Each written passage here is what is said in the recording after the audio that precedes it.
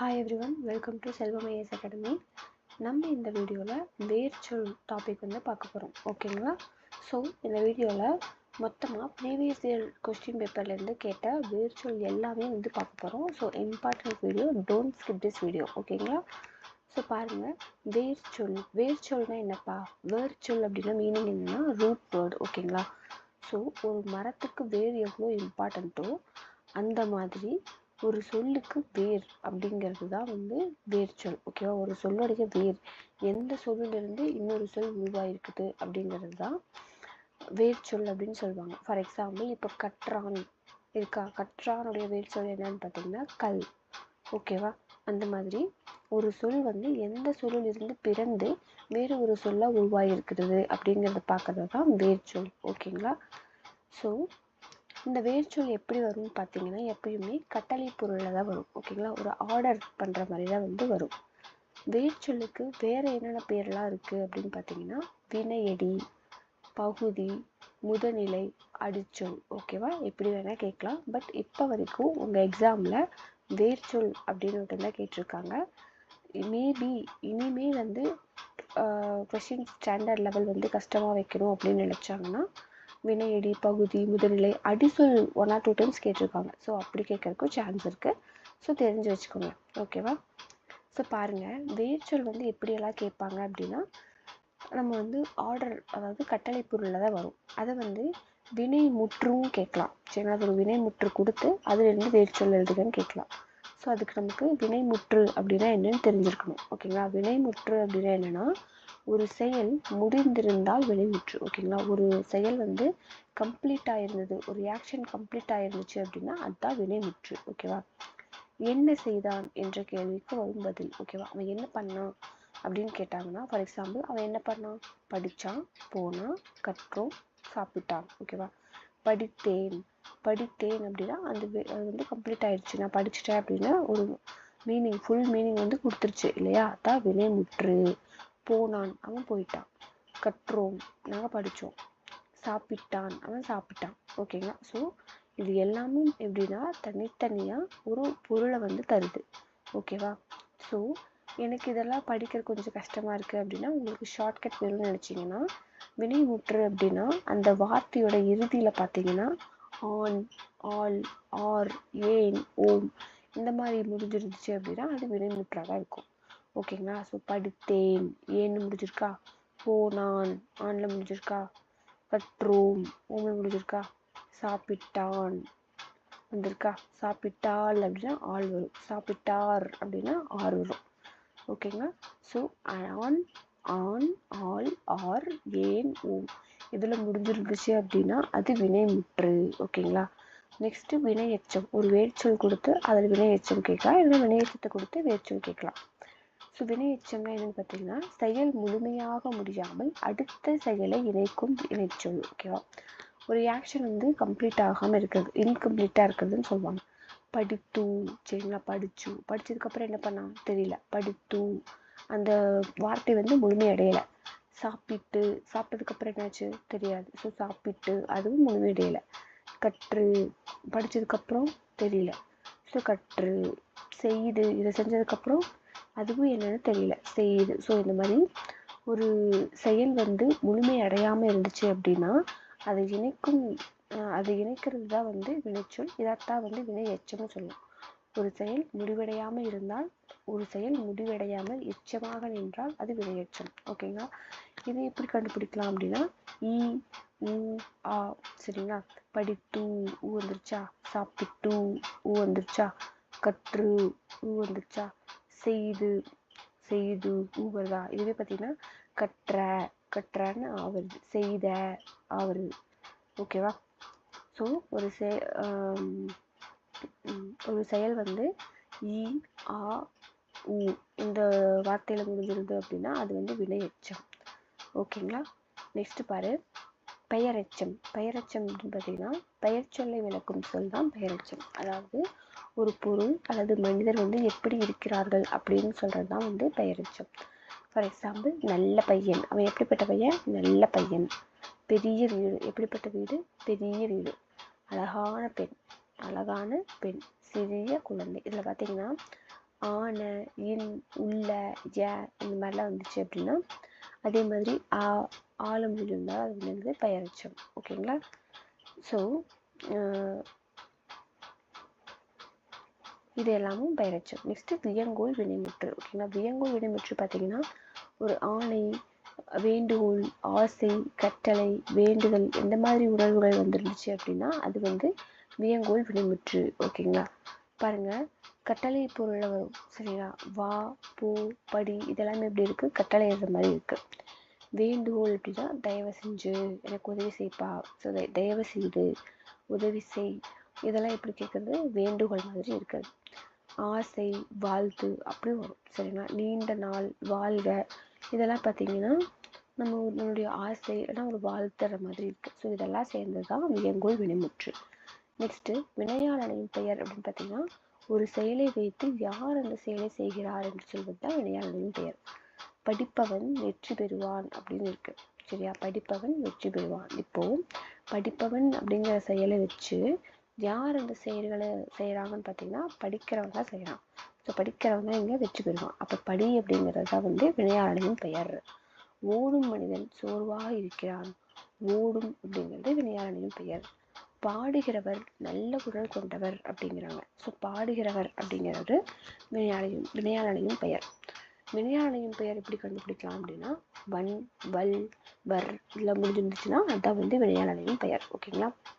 தொழிற்பெயர் பொறுத்த வரைக்கும் ஒரு சொல் பெயர் சொல்லாக மாறுவது. ஒரு வினைச்சொல் வந்து பெயர் சொல்லா மாறுச்சு அப்படின்னா அதான் வந்து தொழிற்பெயர் அப்படின்றாங்க.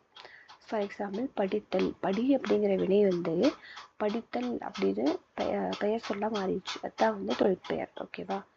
ஓடுதல், சாப்பிடுதல் எல்லாமே அப்படிதான். ஒரு வினைச்சொல் வந்து பெயர் சொல்லா மாறினது தான் தொழிற்பெயர்.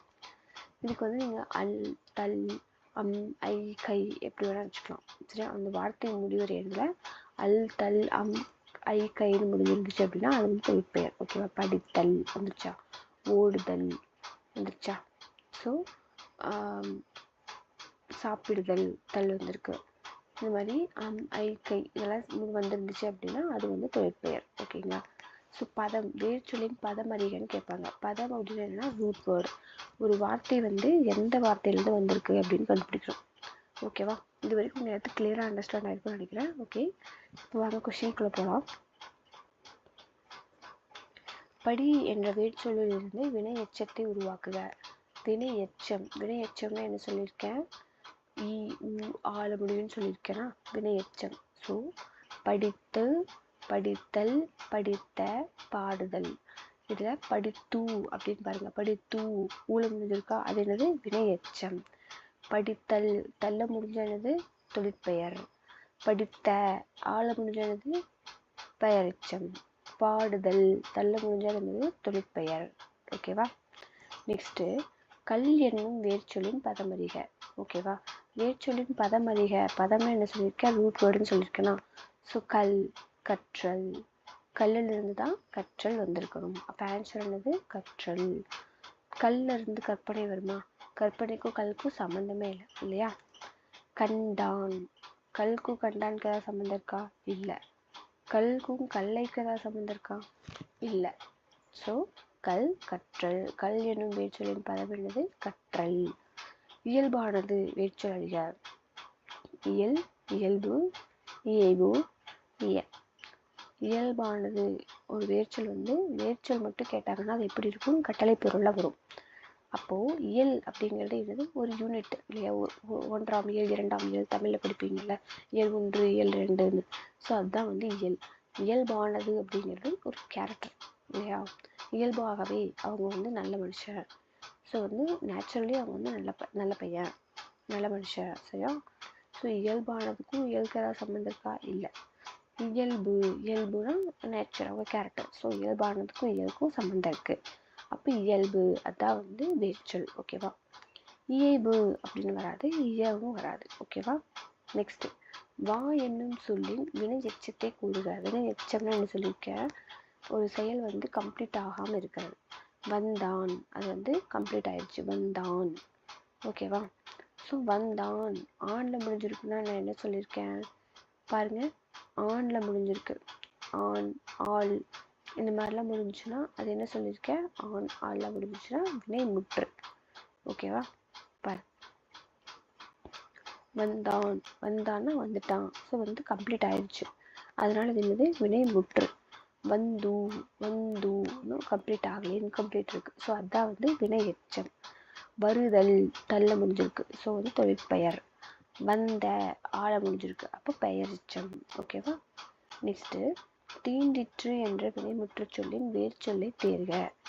தீண்டிற்று அப்படின்னு ஒரு வினைமுற்று இருக்கு. தீண்டிற்று அப்படின்னா அது கம்ப்ளீட் சென்டென்ஸ் தான். பாம்பு தீண்டிற்று, ஸோ பாம்பு வந்து கடிச்சிருச்சுன்னு அர்த்தம். ஸோ வந்து அது வினைமுற்று கம்ப்ளீட் ஆயிடுச்சு. இதோடைய வேர் சொல். ஓகேவா? வேர் சொல் என்னது, அது கட்டளை பொருளில் வரணும். ஓகேவா? இப்போ தீன்னா வந்து என்னது, அது ஒரு முழுமையான அர்த்தம் தரலை. சரிங்களா? தீண்டி அப்படின்னா கடிச்சு அப்படின்னு இருக்கு. ஓகேவா? நெக்ஸ்ட் தீனா என்னது, நெருப்பு. அப்போ அதுவும் வராது. தீண்டு. சரிங்களா? அப்போ தீண்டி அப்படிங்கிறது ஒரு பாஸ்ட். ஓகேவா? பாஸ்ட்டை வந்து சொல்லுது. பட் தீண்டு அப்படிங்கிறது ஒரு ஆர்டரில் வருது. அப்போது நமக்கு ஆர்டரில் வர்றது தான் வேர்ச்சொல்லாக இருக்குமா? அப்போ தீண்டு தான் ஆன்சர். ஓகேங்களா? பெரு என்ற வேர்ச்சொல்லின் வினையாளையும் பெயரை தேர்ந்தெடுத்துக்க. பெரு என்ற வேர்ச்சொல்லின் வினையாளையும் பெயர். வினையாளையும் பெயர் அப்படின்னா என்ன சொல்லியிருக்கேன், ஆண் ஆள் அந்த மாதிரிலாம் வரும் இல்லைங்களா? ஸோ ஒருத்தங்க வந்து யார் அந்த செயலை செஞ்சாங்களோ அவர்களை சொல்கிறது தான் வந்து வினையாளையும் பெயர். ஓகேவா? ஒரு வினையை யார் செஞ்சான் அப்படின்னு சொல்கிறது. பெரு என்ற வேர்ச்சொல்லின் வினையச்சம் பார்த்தீங்க அப்படின்னா பெற்றான். பெற்றான் அப்படின்னு அது வராது. சரிங்களா? ஏன்னா பெரு அப்படிங்கிறது வேற, பெற்றான் அப்படிங்கிறது வேற. ஓகேவா? பெரு அப்படிங்கிறது ப்ரெசண்ட்ல இருக்கு, பெற்றான் அப்படிங்கிறது பாஸ்ட்ல இருக்கு, இறந்த காலத்துல இருக்கு. ஓகேவா? பெறுவான் இது வந்து எதிர்காலம், ஃபியூச்சர்ல இருக்கு. பெறுகிறான் அப்படிங்கிறது ப்ரெசண்ட்ல இருக்கு. ஓகேங்களா? ஸோ நமக்கு அதுவும் வராது. பெறுகிறான் அப்படிங்கிறது நடந்துட்டு இருக்க ஒரு ஆக்ஷன், ஸோ அதுவும் வராது. பெறுபவன். ஓகேவா? இப்போ இந்த மூணுமே வந்து ஒரு காலத்தை காட்டுது. ஆனால் பெறுபவன் அப்படிங்கிறது மட்டும்தான் யார் அந்த வினையை செஞ்சான்னு சொல்லுது. ஓகேவா? அப்போது பெறுபவன் தான் ஆன்சர். ஓகேங்களா? நெக்ஸ்ட்டு கற்கின்றனர் என்னும் நிகழ்கால வினைமுற்றின் வேர்ச்சொல்லின் பதமறிக. கற்கின்றனர் அப்படின்ட்டு ப்ரெசன்ட் டென்ஸில் இருக்குன்னு சொல்லிட்டாங்க. கற்கின்றனர் நிகழ்கால வினைமுற்று. சரியா? அந்த வினை வந்து முற்றிடுச்சு, அதாவது அந்த கம்ப்ளீட் ஆக்ஷன் வந்து சொல்லியிருக்காங்க, அதுதான் வினைமுற்று. ஓகேவா? ஸோ கற்கின்றனர் அப்படின்றது நிகழ்கால வினைமுற்றுடைய வேர்ச்சொல். வேர்ச்சொல்லாக என்னது, கட்டளை பொருளில் வரணும்னு சொல்லியிருக்கேன்னா, பட் இங்கே வேர்ச்சொல்லின் பதம் அதிக. வேர்ச்சொல்லின் பதம்னா ரூட் வேர்டு. அப்போ எந்த வார்த்தையிலேருந்து இந்த வார்த்தை வந்திருக்குன்னு பார்க்கணும். கற்க, கற்கனா படின்னு அர்த்தம். கற்கின்றனர் அப்படின்னா படிச்சுட்டு இருக்காங்கன்னு அர்த்தம். ரெண்டுக்கும் சம்மந்தமே இல்லை. ஓகேவா? நெக்ஸ்ட்டு கற்றனா படிச்சுட்டேன்னு அர்த்தம். படிச்சுட்டான்றதுக்கும் படிச்சுட்டு இருக்காங்களுக்கும் சம்மந்தம் இல்லை, ஸோ அதுவும் வராது. கற்று இது காலம் முடிஞ்சிருக்கா, கற்க அது வியங்கோல் விடுமுற்று. கற்ற ஆழ முடிஞ்சிருக்கா, ஸோ பெயரெச்சம். கற்று ஊழ முடிஞ்சிருக்கா, ஸோ வினையெச்சம். இப்படியும் பார்க்கலாம். சரிங்களா? நெக்ஸ்ட்டு கல் அப்படிங்கிறது தான் உங்களுடைய வேர்ச்சொல். ஓகேவா? ஸோ கல் தான் கரெக்ட். கல் அப்படிங்கிற வார்த்தையில் தான் கற்கின்றனர் அப்படின்னு வந்திருக்கு. ஓகேவா? நெக்ஸ்ட்டு எடு என்னும் வேர்ச்சொல்லின் வினையெச்சத்தை எழுதுக. எடு அப்படின்னு ஒரு வேர்ச்சொல் இருக்கு, ஒரு வினையெச்சம். வினையெச்சம்னா என்ன சொல்லியிருக்கேன், ஈ ஆளை வந்து முடியிருக்குன்னு சொல்லியிருக்கேன்னா, ஸோ எடுத்த ஆளை முடிஞ்சிருக்கு. ஓகேவா? ஸோ பட் எடுத்த அப்படிங்கிறது வந்து பெயரெச்சம். ஓகேங்களா? எடுத்தல் அப்படிங்கிறது தொழிற்பெயர். எடுத்து ஊழ் முடிஞ்சிருந்தா வினையெச்சம். ஓகேங்களா? எடுத்து ஸோ வந்து வினையெச்சம். நெக்ஸ்ட்டு எடுத்தான் அப்படிங்கிறது வினையாளையும் பெயர்.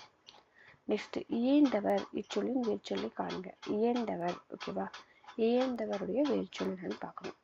இயந்த இப்போ வந்து வேர்ச்சொல் மட்டும் கேட்டிருக்காங்க. வேர்ச்சொல் மட்டும் கேட்கும்போது இது என்ன வரும், கட்டளை பொருளில் வரும். ஓகேங்களா? அப்போ இயந்த ஆழ முடிஞ்சிருக்கு, சுப்பெயரெச்சம்.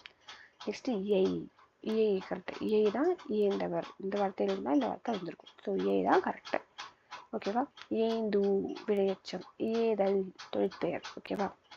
கற்றவன் இச்சொல்லின் வேர்ச்சொல்லை காண்க. கற்றவன். ஓகேவா? கற்றவன் ஒரு வேர்ச்சொல் என்ன வரும், கற்கங்கிறது வினையோடு விடுமுற்று. கற்று ஸோ வினையெச்சம்.